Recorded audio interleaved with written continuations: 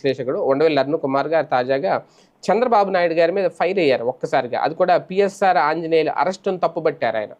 ఎందుకంటే ఒక డీజీ స్థాయి అధికారి పిఎస్ఆర్ ఆంజనేయులు, అలాగే ఇంటెలిజెన్స్ మాజీ చీఫ్గా కూడా పనిచేశారు. ఒక ఐపీఎస్ అధికారిని ఇంతవరకు దేశ చరిత్రలో ఎప్పుడూ కూడా ఏ రాష్ట్ర ప్రభుత్వం ఈ స్థాయి అధికారిని అరెస్ట్ చేసి జైల్లో పెట్టాల. పైగా కాదంబరి జత్వాని అనే సినీ నటి మీద, ముంబై నటి కాదంబరి జత్వాని మీద ఆమె ఒక కేసులో ఉండగా ఈయన్ని, ఆ కేసు చూసిన ఈయన్ని అరెస్ట్ చేయడం, లోపల వేయడం అనేది ఇక్కడ ఎట్టి పరిస్థితుల్లో సమంజసం కాదు అని చెప్తున్నారు ఆయన. అయితే ఈ ఆయన వెనకేసుకు రావడం, ఈ కేసులో ఉండవల్లి బాబు గారి నిర్ణయాన్ని తప్పుపట్టడం ఖచ్చితంగా ఆయన మీద రాజకీయ రంగు అయితే అంటుకుంటుంది. ఆల్రెడీ అంటిస్తున్నారు కూడా. అంటే ఆయన రంగులు మార్చాడనో, ఆయన అసలు రంగు బయటపడిందనో, అంటే జగన్ అంటే ఇప్పుడు ఈయన్ని